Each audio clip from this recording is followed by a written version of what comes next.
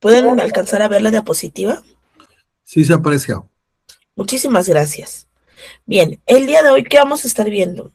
El curso es cómo pagar menos impuestos legalmente para tu empresa. El día de hoy vamos a ver la introducción a la contabilidad fiscal para personas morales. Primera instancia, tenemos que tener en claro qué es una persona moral. Una persona moral es una entidad creada por una o varias personas físicas, o también puede ser interrelacionada con otra persona moral que se constituye legalmente para realizar actividades económicas, sociales o comerciales y que tienen derechos y obligaciones ante la ley, especialmente ante el Servicio de Administración Tributaria. Como bien sabemos, una persona moral, para que se constituya como tal, en la mayoría de los casos, debe estar acreditada por un notario público. En términos fiscales, la persona moral debe llevar una contabilidad, presentar declaraciones y pagar impuestos conforme a nuestra legislación vigente. ¿Cuál es nuestra legislación vigente? Es nuestra ley de impuestos sobre la renta, nuestra ley del impuesto al valor agregado, la ley del IEPS y, por supuesto, Código Fiscal de la Federación y demás leyes existentes. Ahora, existe una variedad de tipos de personas morales y se clasifican según su finalidad. Entre ellas están las personas morales con fines lucrativos, que estas se crean con el objetivo de generar utilidades o ganancias. Por ejemplo, sociedades anónimas, sociedades de responsabilidad limitada, las sociedades por acciones simplificadas, las sociedades cooperativas. Pero así como hay sociedades que están destinadas a generar utilidades o ganancias, también hay personas morales que están destinadas a que sean sin fines de lucro, es decir, que no van a obtener ganancias, sino el enfoque es realizar actividades sociales, educativas, culturales o de beneficencia. Por ejemplo, las asociaciones civiles, las fundaciones, las instituciones educativas, las organizaciones no gubernamentales que están consideradas como ONG. Entonces, ¿qué significa esto?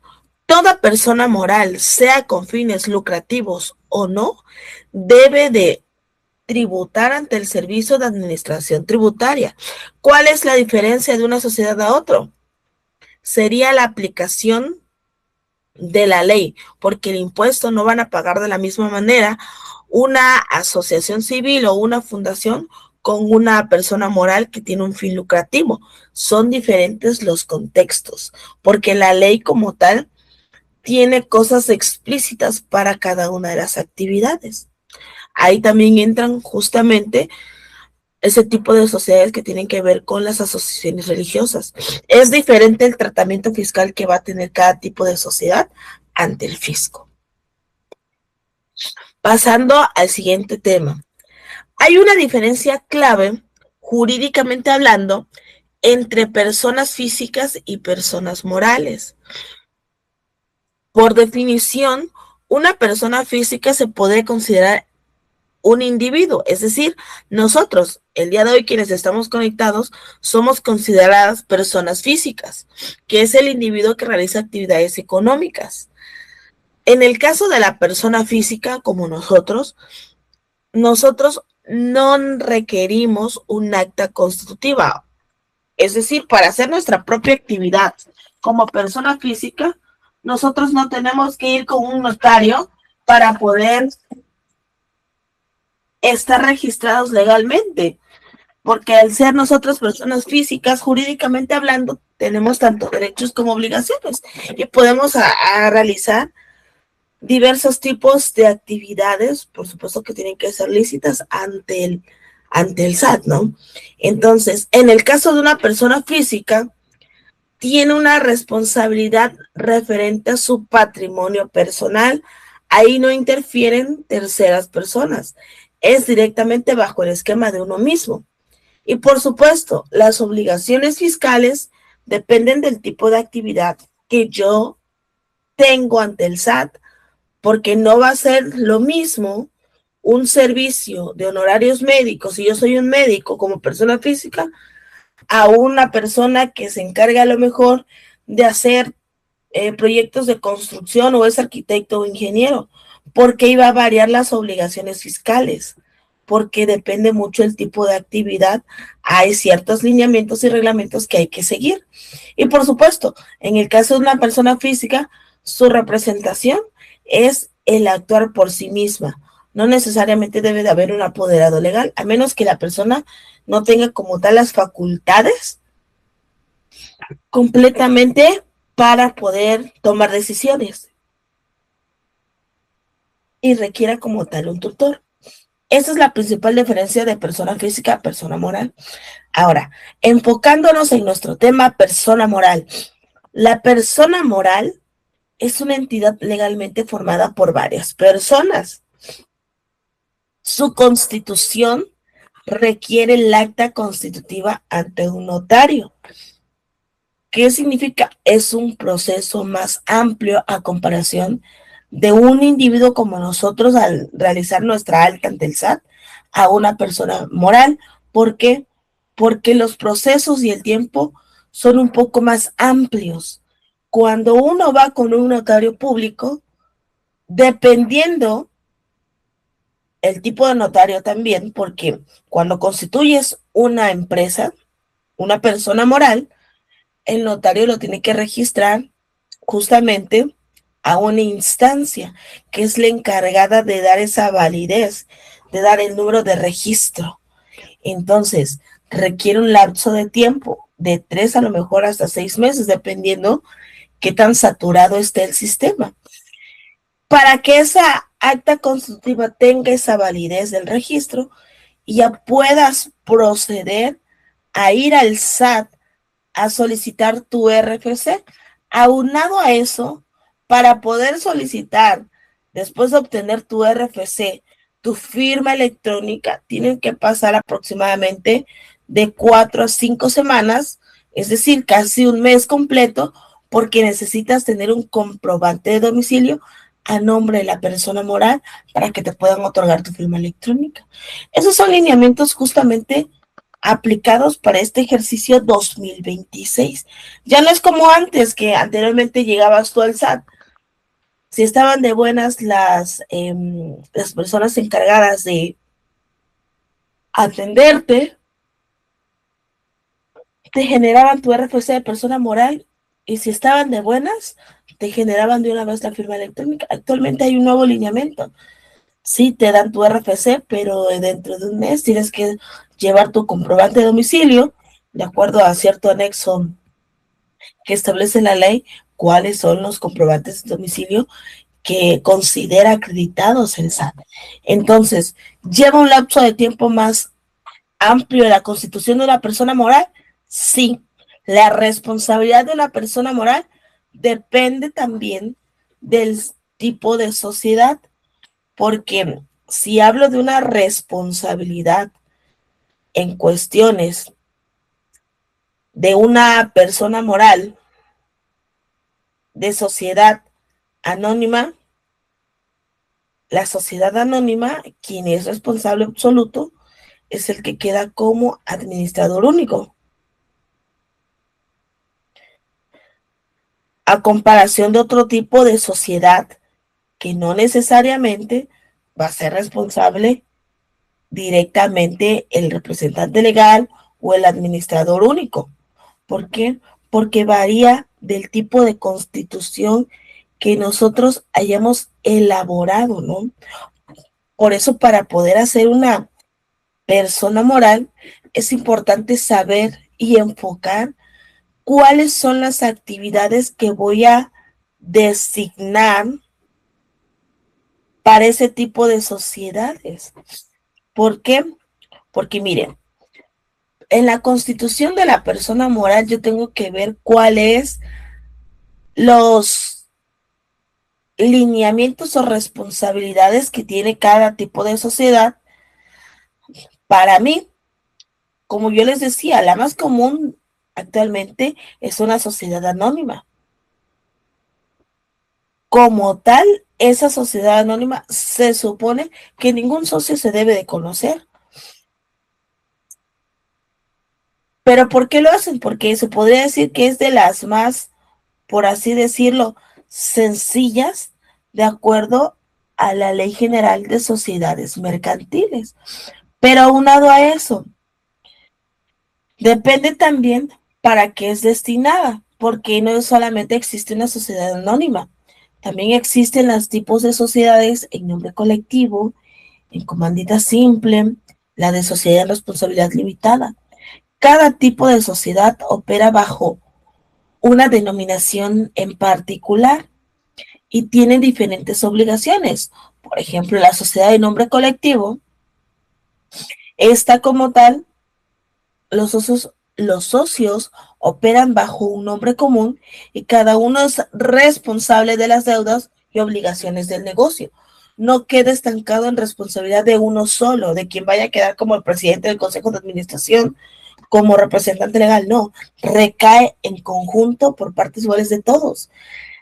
De la misma manera, en sociedad en comandita simple, en este tipo de sociedad, a los socios se les denomina comanditarios, que tienen responsabilidad ilimitada y la gestión del negocio, y los comanditarios, que ellos su responsabilidad se limita solamente al capital que aportan.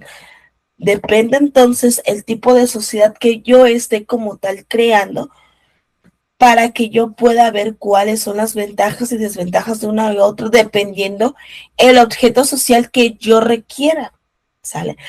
Si yo lo que quiero no es tener un fin de lucro, sino el ayudar a las personas y es de beneficencia, puede quedar como una asociación civil. ¿Por qué? Porque el objeto social va a estar destinado exclusivamente para a lo mejor servicios de apoyo humanitarios, etcétera, ¿no? Entonces, depende entonces la naturaleza de la actividad del negocio para que pueda ser constituida la persona moral. Y depende entonces del tipo de objeto social y tipo de sociedad, es que va modificándose la responsabilidad que tiene cada uno. Ahora, en el ámbito del SAT, también las obligaciones fiscales diferencian de una a otra. Porque en primera instancia, principalmente, pues entra la obligación de llevar contabilidad formal y presentar declaraciones. Lo que va a variar es el tratamiento fiscal, es decir, cuándo se considera ingreso y cuándo no se considera ingreso. Cuando es una persona moral sin fines de lucro, no se consideraría, perdón, no se consideraría ingreso si es una donación, porque así me lo estipula la ley del impuesto sobre la renta. Pero si es con fin comercial, ya es, porque también me lo estipula la ley del impuesto sobre la renta, ya es como tal considerado un ingreso y por ese ingreso tengo que pagar mis respectivos impuestos. Nuevamente, para la cuestión de la representación, depende el tipo de sociedad y cómo lo conformen. Existen diferentes tipos de organización ahí. Puede haber un presidente del consejo de administración, puede haber un representante legal o puede quedar como un administrador único. Depende con su notario cómo ustedes redacten su acta constitutiva para que, dependiendo entonces el tipo de organización que tienen en el esquema, es que entonces la representación va a quedar o como presidente del consejo de administración o como representante legal o como administrador único. Por supuesto que eso debe estar acreditado en su respectiva acta constitutiva, o si ustedes así lo deseen o lo requieran como tal, lo que hacen es generar un documento por aparte, ya sea un poder notarial, en donde le designen a alguien más la representación para hacer actos ante las diversas administraciones u organizaciones. Esa es en la cuestión de la documentación, ¿no? Entonces, en esta parte, en los términos fiscales, las personas morales van a tener muchas más obligaciones contables y fiscales que una persona física. Es más, son más asediadas las personas físicas perdón, las personas morales por parte del SAT que las personas físicas. Si ustedes no presentan una declaración del mes en tiempo y forma y están en la mira del SAT, dependiendo del tipo de actividad también, porque mayormente quienes están en la mira, las que son actividades vulnerables.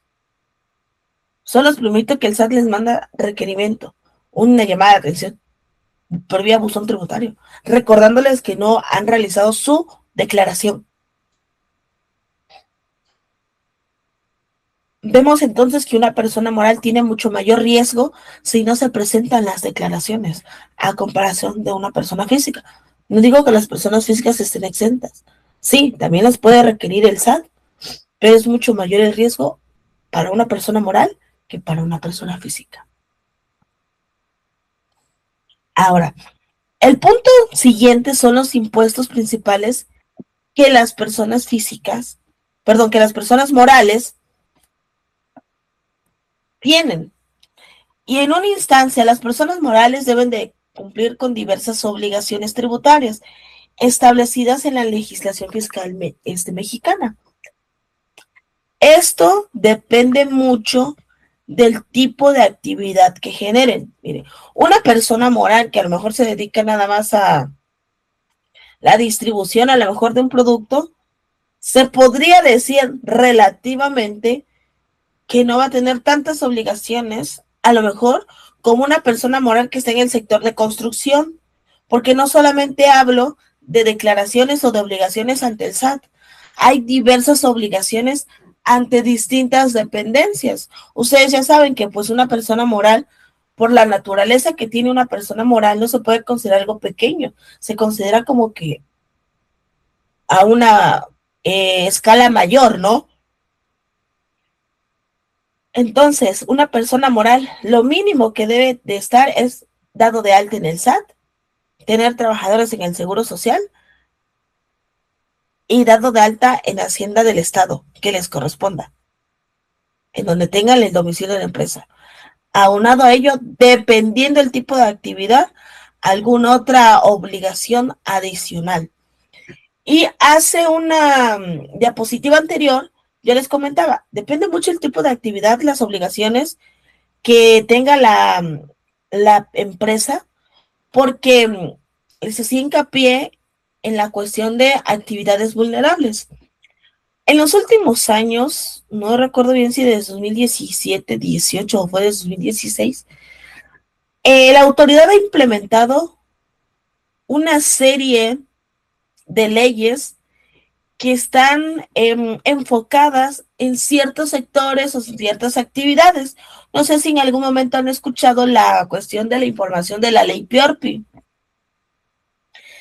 Si no la han escuchado, la ley PIORPI como tal es la ley federal para la prevención, e identificación de operaciones con recursos de procedencia ilícita. Y esta ley, que justamente habla de operaciones con recursos que vienen de manera ilícita, hay un apartado en el artículo 17 de esta ley que habla de distintas actividades vulnerables. Por ejemplo, el sector de construcción se considera una actividad vulnerable. Es decir, que puede ser propensa a que exista alguna relación con algo ilícito. ¿Y por qué les hago hincapié en esta parte? Porque existen declaraciones, aparte de las que tienes ante el SAT, ante el Seguro Social, ante el Infonavit, ante Hacienda del Estado, que debes de considerar. En este caso, considerando de la ley PIORPI, hay una declaración informativa que se debe de presentar de manera mensual con la información de las actividades, de las obras que tú realizaste.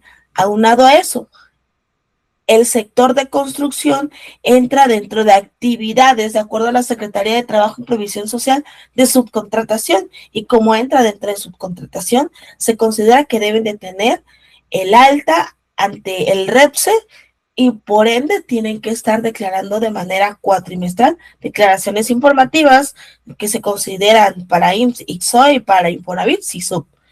Ven entonces cómo una actividad, depende del tipo de actividad que genera una persona moral, nos tenemos que ver, escudriñar las distintas leyes existentes para saber cuáles son las obligaciones que tiene referente a su materia.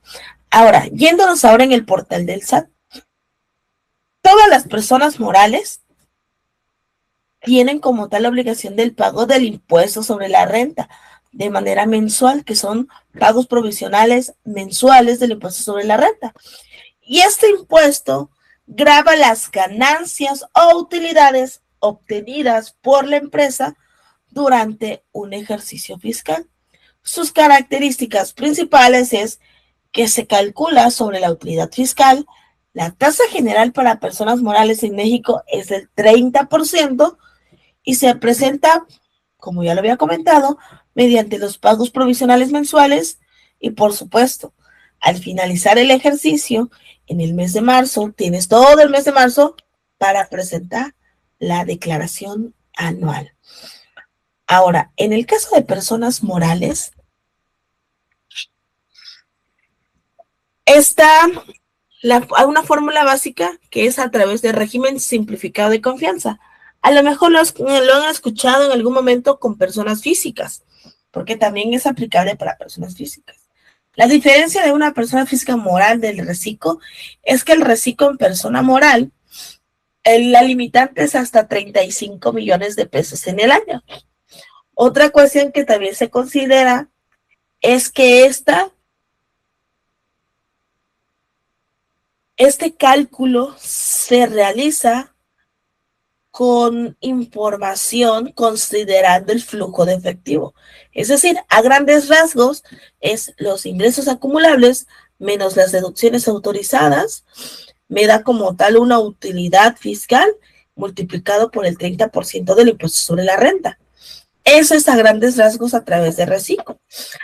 Pero también hay morales que en lugar que estén con la formatividad de reciclo, están con la fórmula de coeficiente de utilidad. Es decir, el tratamiento fiscal en los impuestos es distinto. ¿Cómo? Los ingresos nominales que generen el mes por el coeficiente de utilidad. ¿Cómo obtienen el coeficiente de utilidad? Derivado de la declaración anual del ejercicio anterior.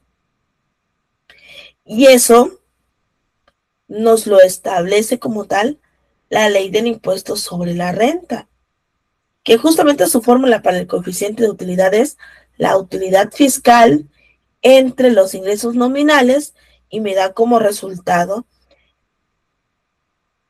el coeficiente de utilidad. ¿Y esto dónde está fundamentado? Esto lo podemos ver en el artículo 14 de la ley del impuesto sobre la renta. Y ese coeficiente de utilidad me va a servir para poder obtener mi base gravable con la cual nosotros vamos a multiplicar el porcentaje del impuesto sobre la renta, que es equivalente al 30%. Para todas las personas morales es el 30%. ¿Sale? Entonces, en este sentido, las personas morales tienen estos dos tipos de tratamiento para el cálculo de las declaraciones. ¿Alguna duda en esta primera parte de estos impuestos principales de las personas morales del impuesto sobre la renta?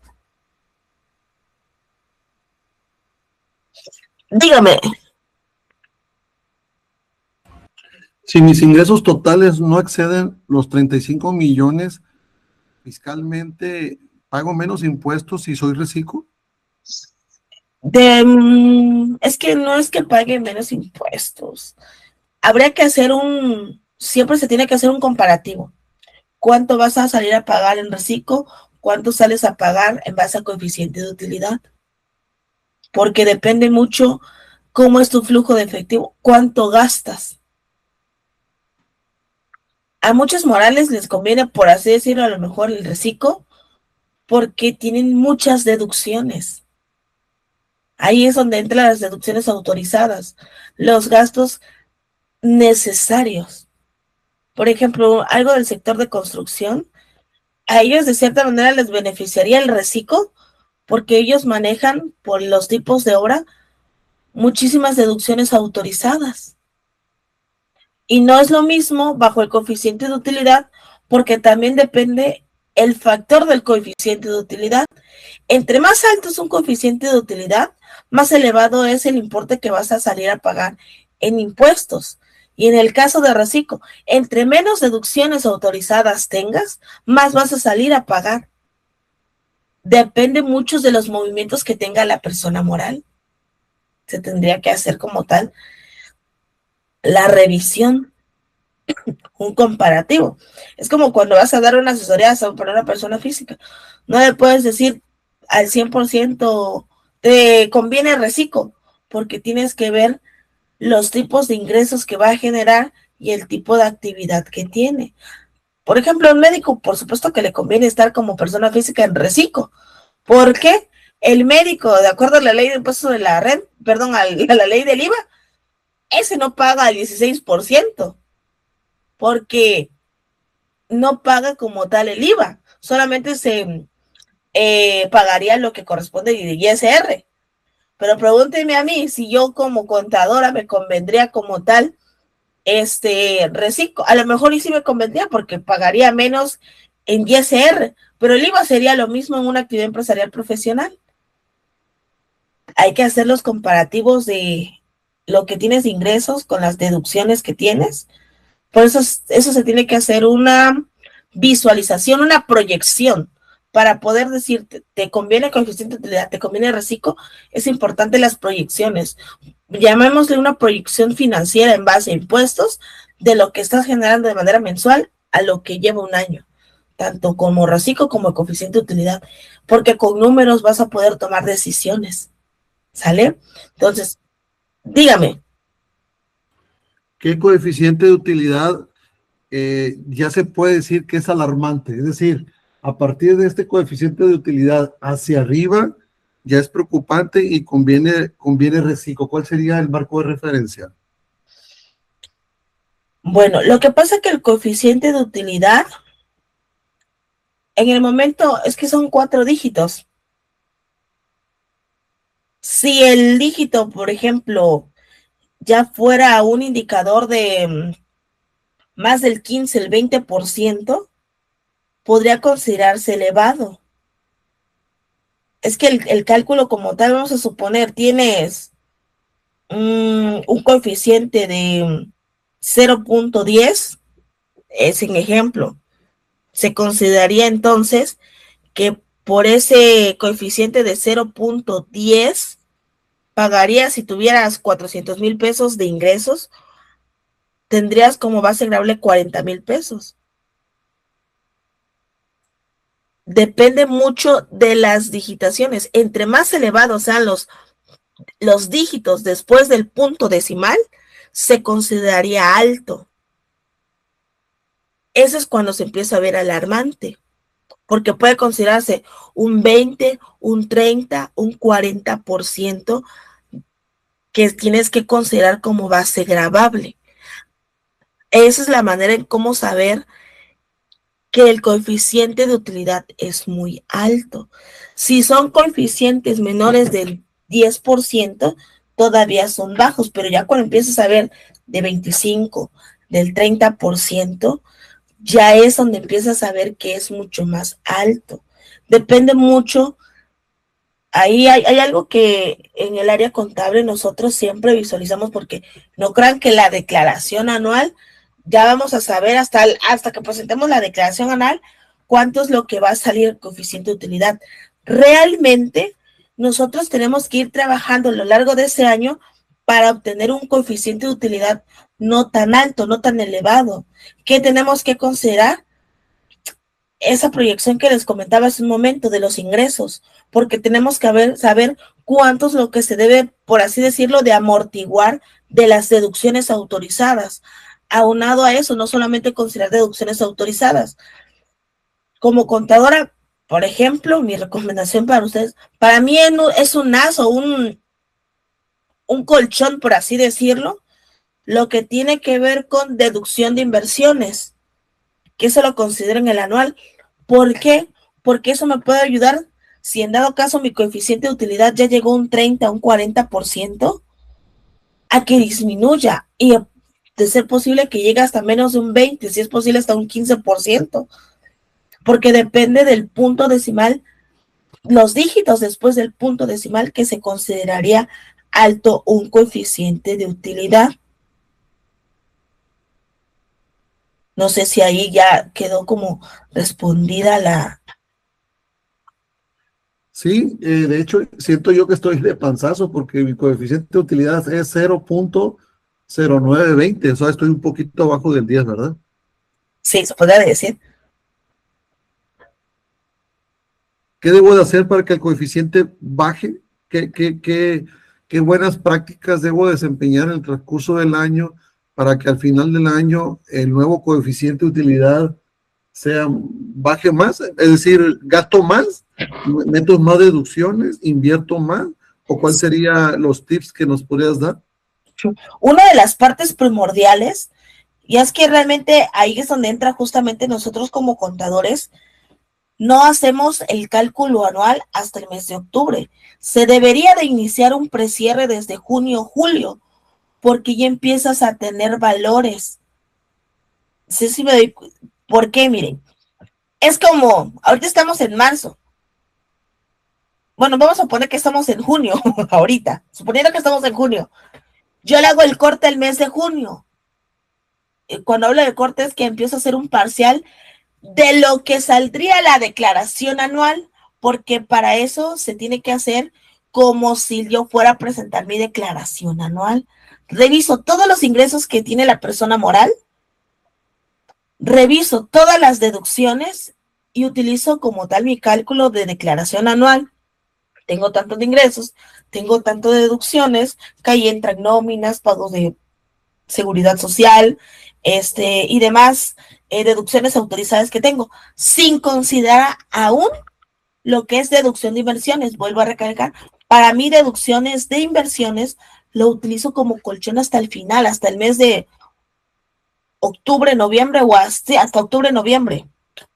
Por si dado caso realmente no se pudo bajar tanto, ese es mi seguro, por así decirlo, de que disminuye un poco más el valor, porque recordemos que la deducción de inversiones es ese importe que disminuye el valor del activo de acuerdo a la ley del impuesto sobre la renta con porcentajes máximos. Lo han escuchado ustedes, en el caso de un vehículo, de acuerdo a la ley de impuesto sobre la renta, se considera deducción de inversiones el 25%, equipo de cómputo el 30%, y etcétera, dependiendo del tipo de activo que se tenga, ¿no? Entonces, yo lo que empiezo a hacer es un corte en el mes de junio, julio, como si yo fuera a presentar ya la declaración anual y reviso, mi coeficiente de utilidad, ¿cuánto está saliendo? Y ahí es donde me voy a dar cuenta si está saliendo alto o no, y empiezo a generar ese reporte con, en este caso, el encargado de la persona moral. Y ya como hago este reporte, viene justamente nuevamente la proyección, porque ya tienen aproximadamente destinado cuánto es lo que van a generar de los de siguientes meses, de julio o a lo mejor hasta diciembre de ingresos, un aproximado, ¿no? Y sobre eso viene entonces la parte de, a ver, tengo tantos proveedores que no les he pagado, si los pago voy a tener esto de deducciones autorizadas. Si pago esto, ahí es donde empiezan la revisión de estrategias. Uno, no solo para revisar coeficiente de utilidad, sino cuánto vamos a salir a pagar en la declaración anual. Esa es una de las partes que nosotros debemos de revisar. Vuelvo a reiterar, para tomar decisiones necesitamos tener números. Verifico los números, ahora sí, a ver, este coeficiente de utilidad es de 0.0976, ¿no? Este coeficiente como tal equivale a menos del 10%, ¿no? Entonces, está bajo mi coeficiente de utilidad, no está tan alto. Puedo seguir manejándome porque entonces lo que estoy pagando de impuesto sobre la renta se podría considerar en términos generales que lo estoy manteniendo en un nivel más bajo. Si yo lo quiero disminuir, tendría que tener o más deducciones, posiblemente a lo mejor la adquisición de uno que otro activo, o ver qué es lo que se necesita implementar porque depende de la actividad. Si es, por ejemplo, el área de construcción, lo que son materiales siempre van a ser deducibles porque en constante construcción se mantienen realizando obras, entonces eso es parte dentro que entra dentro de deducciones autorizadas. Depende mucho el tipo de actividad. Si tengo proveedores, yo empiezo a pagar mis proveedores. ¿Para qué? Porque voy entonces obteniendo la información completa de cuánto aproximadamente tengo de mi coeficiente de utilidad, aunado a eso, cuánto es lo que yo aproximadamente pagaría en mi declaración anual. ¿Por qué? Porque realmente cuando vas a hacer la declaración anual del impuesto sobre la renta de la persona moral, que justamente se hace en este mes de marzo, no le vas a salir al contribuyente con que, ay, mira, sales a pagar $500,000. Digo, ¿cómo si no me avisaste? No, ya te avisé. Por eso viene esa parte de la revisión con anticipación, porque eso se trabaja con anticipación. Debería trabajarse con anticipación para no evitar lo menos posible de sorpresas. ¿Por qué?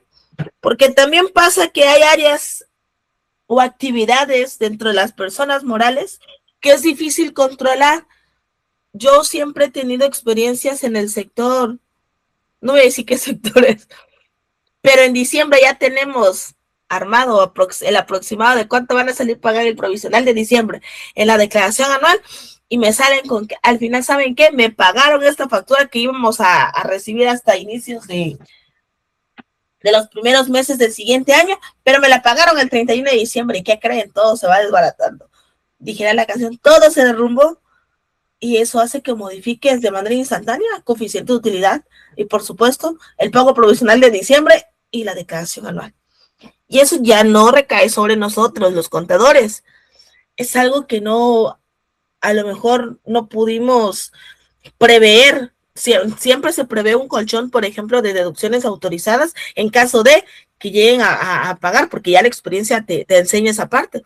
Pero pues puede pasar, no puede pasar, pero ya como tal, como ya hicimos como esa proyección, ya tenemos como un poco más controlada esas situaciones. No sé si ahí ya quedó un poco más clara esta parte. Tengo muchas deducciones, me conviene reciclo. Tengo pocas deducciones, me conviene pagar impuestos bajo el coeficiente de utilidad. ¿Eso sería la conclusión o sería el marco de referencia?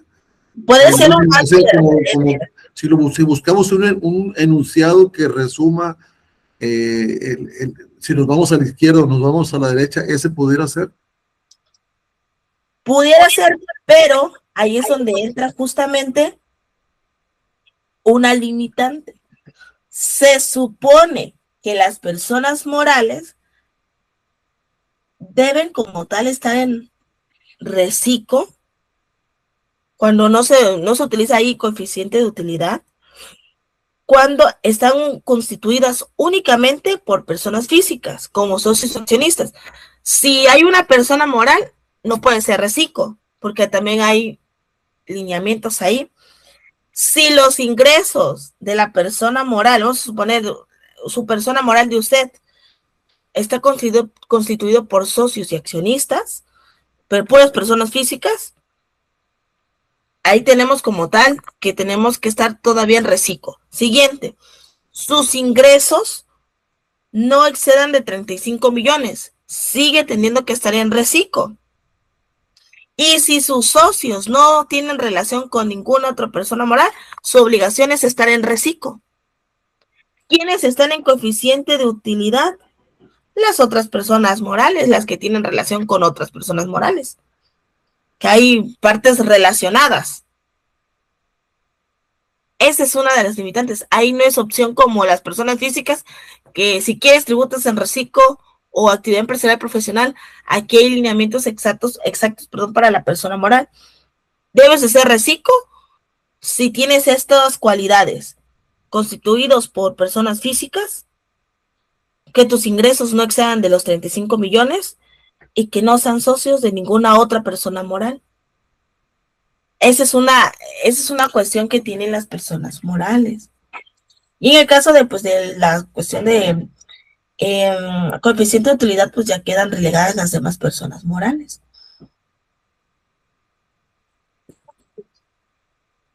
Esa es una de las cuestiones que tiene el reciclo.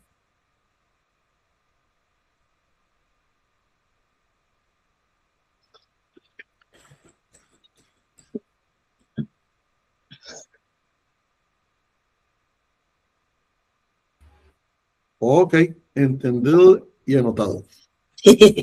Bueno, vamos a continuar. Vamos a ver entonces ahora la ley del impuesto al valor agregado. Aquí depende mucho, vuelvo a recalcar, el tipo de actividad que generen ustedes, porque no va a ser lo mismo una actividad, vamos a suponer, soy una persona moral, pero ¿qué creen? Yo soy purificadora de agua y vendo garrafones de agua de más de 20 litros.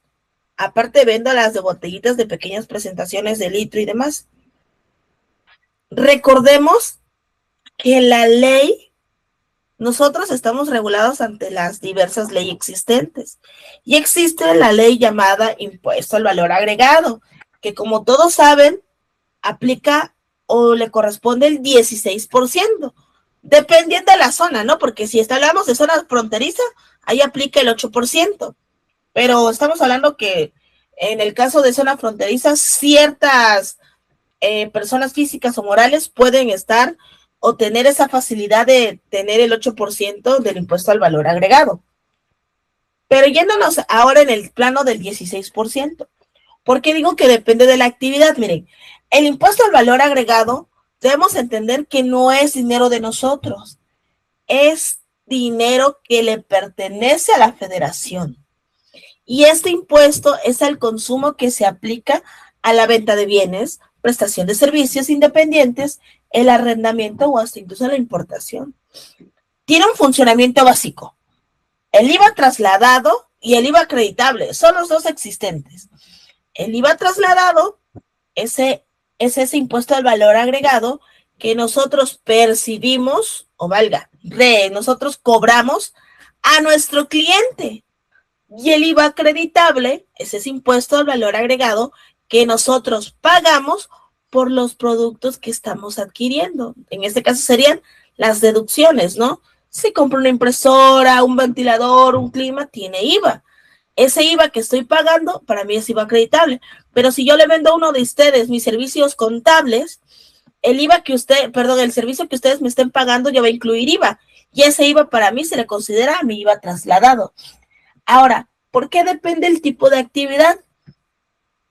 La ley del impuesto al valor agregado, de igual manera, tiene ciertos lineamientos y estatutos, por así decirlo.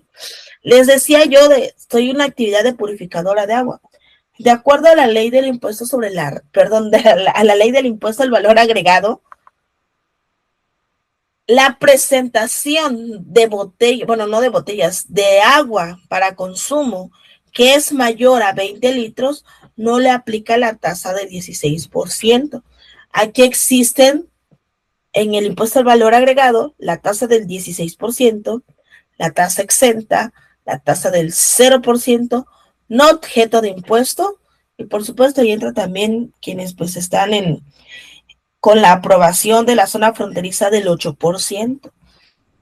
Depende del tipo de actividad, nosotros tenemos que irnos a la ley del IVA para verificar cuál es el tratamiento fiscal correspondiente.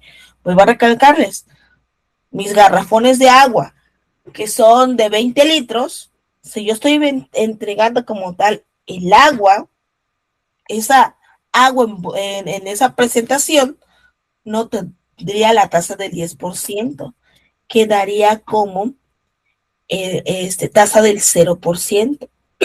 ¿Dónde me lo establece la ley del impuesto al valor agregado?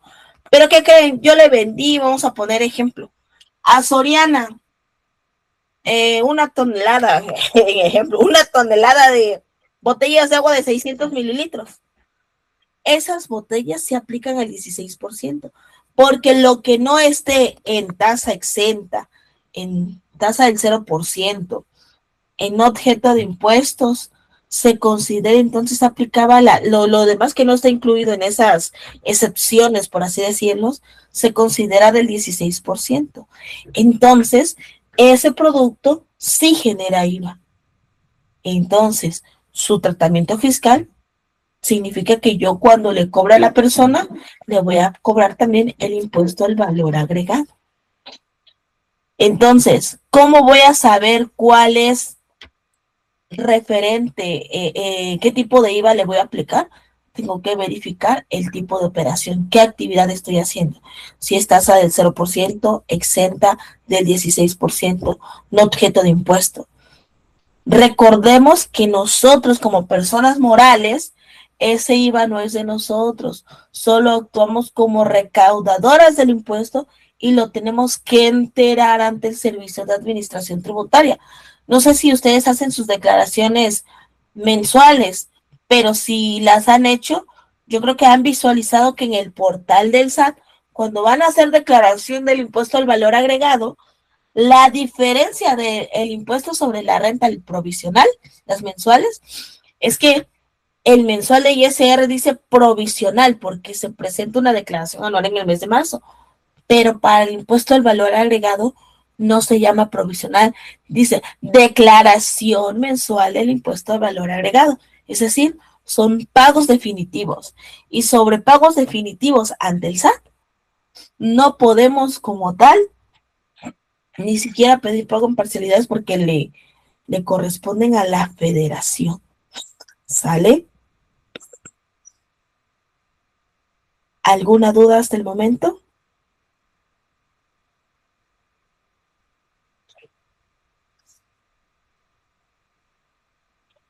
Bien. Vamos entonces con otros tipos de impuestos, perdón. Aquí vamos a ver entonces el IEPS, Impuesto Especial sobre Producción y Servicios. Este impuesto realmente, a grandes rasgos, esa es a mi perspectiva, para que sea más sencillo de entender. Para mí el IEPS es un impuesto que le aplican a todo lo que es consumo dañino para nosotros y que pues también es dañino para el medio ambiente, porque ahí entra lo que es combustibles, las bebidas alcohólicas, el tabaco, los alimentos con alto contenido calórico. Por así decirlo, ese es el impuesto sobre todos los vicios, por así decirlo, y las cosas que dañan a nuestra persona y a nuestro entorno, ¿no? Entonces, el IEPS como tal, ese impuesto es muy diferente tanto del impuesto sobre la renta como del IVA, porque igual depende el tipo de actividad que generes. En el caso de los combustibles, que es gasolineras, no les puedo decir es un porcentaje del 3%, no, porque depende mucho del volumen ay, se me fue el nombre, la cuestión volumétrica de lo que contiene la gasolina. Lo mismo pasa con las bebidas alcohólicas, depende del concentrado del alcohol, lo mismo con el tabaco. En el caso del IEPS es el impuesto más alto, es hasta el 200%, dependiendo lo dañino del producto. Aunado a eso, el ejemplo más básico, por así decirlo, que no es dañino, pero que es un servicio, es telecomunicaciones. En el caso del IEPS, las telecomunicaciones es el 3%, se puede decir que es un porcentaje bajo. Pero el punto que voy, para poder hacer un desglose correcto del impuesto especial sobre producción y servicios, nos tenemos que ir nuevamente a este apartado de la ley, donde lo encontramos en nuestra referente Fiscoagenda, porque hay un apartado de la ley del impuesto especial sobre producción y servicios, y tenemos que verificar cuál es la actividad que realiza la persona moral. Ojo, vuelvo a recalcar, dependiendo de la actividad, es la cantidad de obligaciones que tiene. Por ejemplo, una gasolinera tiene muchísimas más obligaciones ante el Servicio de Administración Tributaria que poder decir una comercializadora, porque ante el SAT debe de tener un permiso oficial para poder vender justamente el combustible. No sé si ustedes saben, por ejemplo, en deducciones autorizadas, que para que te pueda ser deducible la factura de la gasolinera, debe de venir el número del permiso oficial de la gasolinera y debe de estar vigente. Si no, es directamente no deducible. Miren cómo el tipo de actividad me va llevando a tener que verificar cuáles son las leyes que rigen a esa actividad, porque yo lo veo como si fuera un pequeño, bueno, no como un árbol que tiene muchas raíces. Entre más la actividad sea más,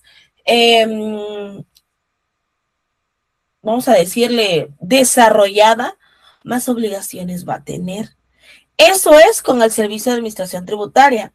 Aunado a eso, todas las personas morales, y esto que quede hincapié para todos, si la persona moral en la que ustedes están o a lo mejor que trabajan no está dada de alta en Hacienda del Estado, yo les recomiendo que lo más pronto posible lo hagan y se pongan al corriente, porque no sé si conocen o han escuchado lo del circuito colegiado, que es justamente la unión de todas las dependencias porque realizan una verificación y es algo así como obvio. Si pagas impuestos al SAT por sueldos y salarios o simulados de salarios, significa que tienes dado de alta a trabajadores en el Seguro Social. En el Seguro Social estás pagando cierta cantidad de líneas de captura, tanto del IMSS como de Infonavit. No sé si han notado que entre los meses de junio, julio, hay mantenimiento en todas las plataformas porque hacen esa revisión. El Seguro Social con esa verifica. El contribuyente me ha estado pagando por 5 trabajadores, a ti SAT hay timbrado 5 nóminas quincenales y por mes son 10 nóminas. Está bien. Viene Hacienda del Estado. Oye, SAT e IMSS e Infonavit, este contribuyente yo no lo tengo registrado. Y empiezan las cartas de invitaciones que no estás registrado y te mandan a registrarte ante impuestos sobre nómina y que te regularices. 5 años hacia atrás. Y ya se dio cuenta de la autoridad. No solamente tienes que pagar, no solamente tienes que registrarte, tienes que pagar esos impuestos de 5 años. Tienes que pagar los recargos y actualizaciones. Aunado a eso, la multa que va a venir por la omisión de todas esas declaraciones que te lo detectó Hacienda del Estado. Y ojo, depende de su ley hacendaria. Yo me encuentro en el estado de Chiapas. La ley hacendaria de Chiapas es completamente distinta a las leyes hacendarias de los demás estados. Por ejemplo, Monterrey establece que en su normatividad hacendaria que los pagos, o más bien de los no provisionales, de las declaraciones del impuesto sobre nóminas o erogaciones al trabajo, se hace de manera mensual y es el porcentaje del 3%. Aquí en Chiapas se hace de manera bimestral, pero se paga el 2% más el 6% adicional. En Oaxaca es de manera igual del 3%. Veracruz, de igual manera, es el 3% y se presenta de manera mensual. Tienen que leer la respectiva ley hacendaria que a ustedes les compete, porque es diferente los lineamientos. A lo mejor en un estado te va a decir la ley hacendaria, vas a considerar para impuestos sobre nómina las percepciones, pero no vas a considerar el PTU, pero para mi estado en Chiapas sí se considera el PTU, va a ir modificándose. Entonces, tanto los impuestos federales como los impuestos locales o estatales son también necesarios que nosotros conozcamos en dónde tenemos obligaciones. Si yo estoy como tal con servicio de hotelería, en mi estado voy a pagar un impuesto sobre el hospedaje, no solamente sobre nómina, también sobre el hospedaje. O a lo mejor vendo bebidas alcohólicas, debo de pagar también un cierto derecho o contribución local por la cuestión de las bebidas alcohólicas. Depende del tipo de actividad, es la legislación de cada estado que tengo que ir verificando. ¿Sale? Ahora, las personas morales sí o sí deben de llevar el registro ordenado de su contabilidad. No solamente es voy a declarar impuestos al SAT, también lo debo de tener en contabilidad. Y la contabilidad fiscal es el registro ordenado y sistemático de las operaciones económicas de una empresa, con el objetivo de cumplir con las obligaciones tributarias. En el cumplimiento de la ley, mandar la contabilidad adecuada nos permite cumplir con el Código Fiscal de la Federación, presentar nuestras declaraciones correctas, respaldar la información ante el SAT y además pues nos va a facilitar la información ante las auditorías y revisiones fiscales. Nos ayuda también para la optimización de recursos, porque la contabilidad fiscal nos permite identificar cuándo hay gastos deducibles, cómo planificamos adecuadamente el pago de los impuestos. Nos sirve también para poder tomar mejores decisiones financieras, que esto contribuye a que tengamos una mejor administración de nuestros recursos. Y aunado a eso, nos evitamos una mala administración que es un resultado de una mala gestión que nos puede traer multas, recargos y actualizaciones, revisiones del SAT, incluso responsabilidad legal para los representantes de la empresa. Lo más de moda, me evito que me vayan a quitar mi certificado de sello de facturación. No sé si a alguno de ustedes les ha llegado un susto de esos, que te cancelen los certificados, te los revocan por tiempo limitado, porque quiere el SAT que les hagas aclaraciones. Entonces, por eso viene la importancia de, no solo debo de saber impuestos, debo tener también una correcta contabilidad, porque anteriormente nos enfocábamos más en impuestos y se nos olvidaba mandar hasta las balanzas de comprobación. Hoy en día, no presentas tu balanza de comprobación, te está llegando requerimiento por la omisión de la declaración por las balanzas de comprobación. Y ya como es requerimiento, va a aplicar multa porque no lo hiciste en tiempo y forma. Entonces, evitemos ese tipo de sanciones. ¿Lleva mucha responsabilidad una moral? Sí. ¿Podemos evitarlo? Sí, haciendo las cosas de manera correcta. ¿Tienen alguna duda?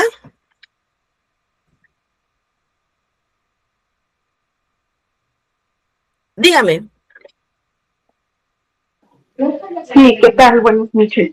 Buenas noches. Ahorita que mencionó este tema del requerimiento, si ya está dentro de en el buzón tributario, tal cual, el acto administrativo. Sin embargo, no llega al buzón ninguna multa, digamos que atendemos lo que nos pedía en el buzón y no llega ninguna multa, significa que igual el SAT en este caso no optó por esa sanción. No, mi estimada, ¿sabes? Hay un apartado de ese requerimiento que ahí dice que si realizó como tal la solventación, pues se considera como que antes de que fuera el requerimiento, ¿no? Vamos a poner, hoy me llegó el requerimiento, pero yo ayer subsané todo. Así de, perdón por la expresión, de pura chiripa yo había pagado ya todo y ya llegó el requerimiento. Ahí ya no aplicaría multa. Pero si hago un requerimiento, yo lo abrí y apenas hice la solventación, por así decirlo, siempre en esos documentos dice que no está eximido el contribuyente de las posibles responsabilidades, porque no le ponen como tal, te voy a aplicar multa, no, es que ahí viene una interpretación, algo que le decía yo hoy a mis alumnas, porque para muchos hoy fue día inhábil, para mí es día normal del trabajo, algo le decía yo a mis alumnas, la ley es más de entender, y la autoridad no te lo va a decir tal cual, te lo expresa para que tú le entiendas que más adelante, si te llega una multa, aplica la multa. Las multas no llegan en cuanto llega el requerimiento. Pueden pasar hasta más de un año. Tienes hasta más de 5 años para que la autoridad llegue y te pida la multa. Ok. Esa es la situación. Entendido. Yo ¿qué les aconsejo si cuando les llega algún tipo de requerimiento, porque les llega por buzón tributario? Sí. Antes de que lo abran, revisen qué tienen pendiente. Sí, claro. Para esperar al menos los 3 días, ¿no? Exactamente. Como para tener los 3 días de ventaja, vaya. Para sacarlo de cierta manera por la tangente, ¿no? Ok. Esa es mi recomendación. ¿Sale? Ok, sí, muchas gracias. Con todo gusto. ¿Alguien más tiene alguna duda?